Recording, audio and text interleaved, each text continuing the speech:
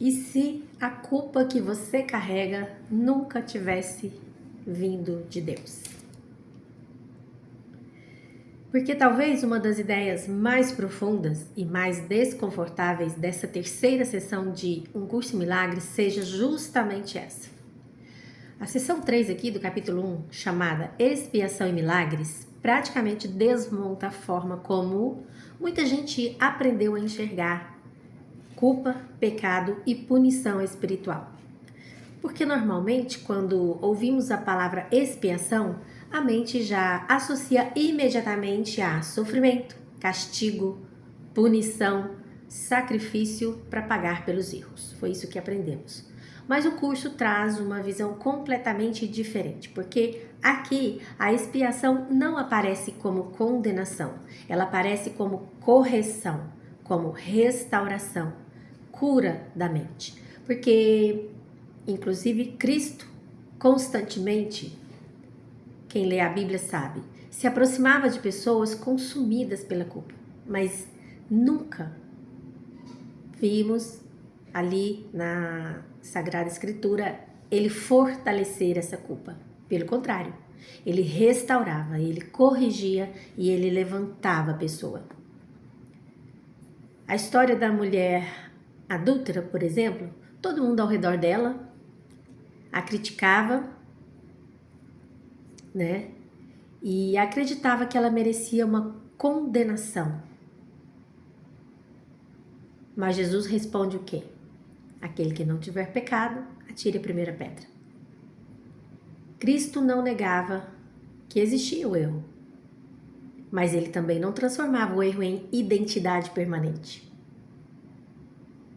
E é isso que essa sessão aqui do curso vai mostrar. O problema não é o erro em si, o problema é a crença na separação.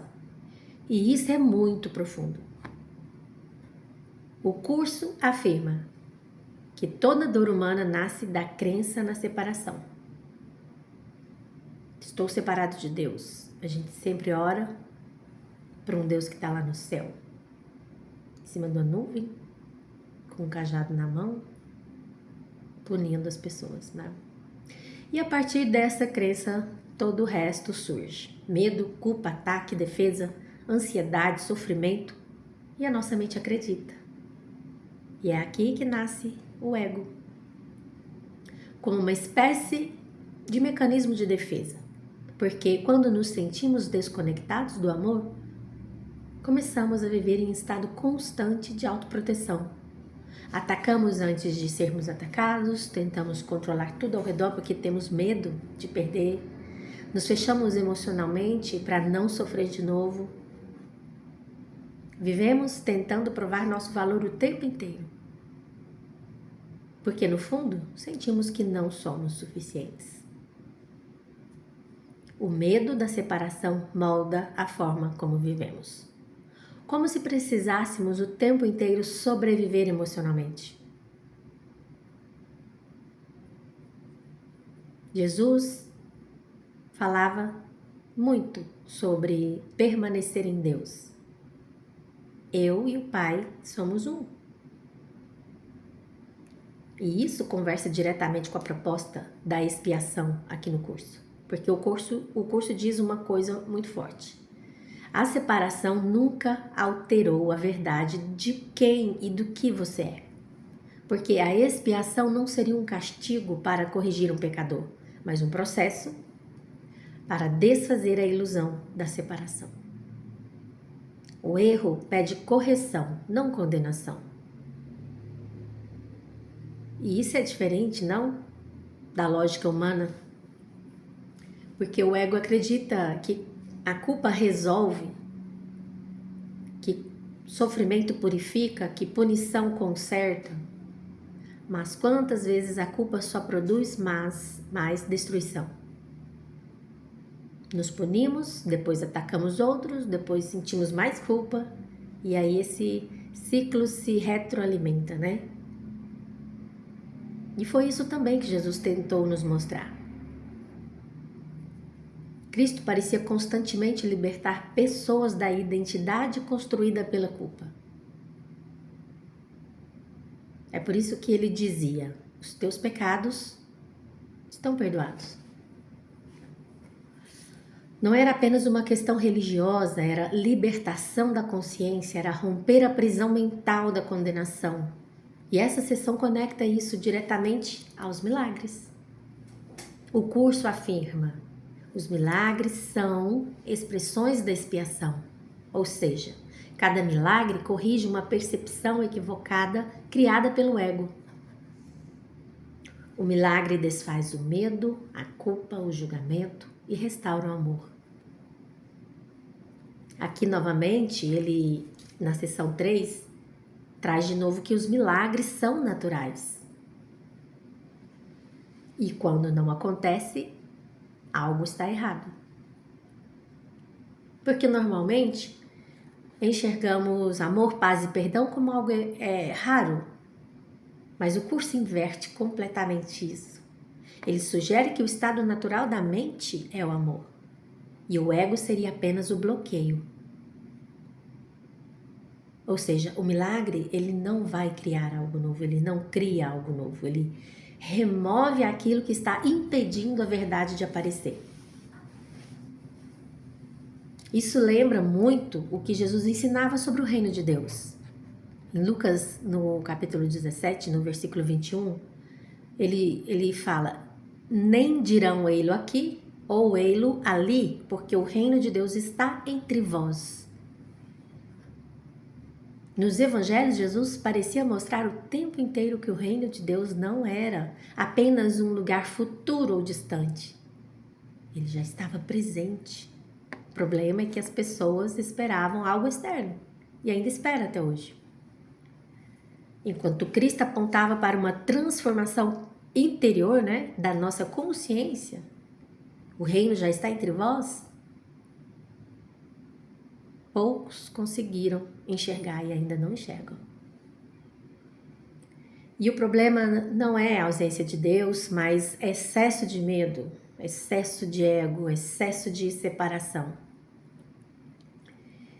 E aqui, na seção 3 do capítulo 1, é justamente, para mim, uma das partes mais significativas, desse capítulo. É quando o curso fala para aceitar a expiação para nós mesmos, para si mesmo. E o que isso significa? Ou não significa, Não quer dizer que eu sou perfeita, ou que eu nunca erro, ou que eu não tenho falhas. Não, de forma alguma. Significa reconhecer que os nossos erros não destruíram nossa essência.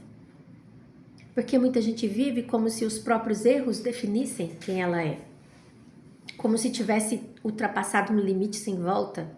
Como se não fosse mais digno de amor, de paz, da presença de Deus. E o curso afirma exatamente o contrário. O erro não alterou a verdade.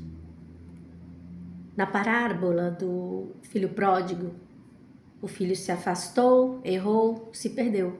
Mas quando ele volta, o pai não responde com condenação. Responde com acolhimento, com restauração, com amor. Para mim, aqui, esta é uma das imagens mais próximas da expiação que o livro apresenta. Não como punição divina, mas como retorno à consciência daquilo que nunca deixou de ser verdade.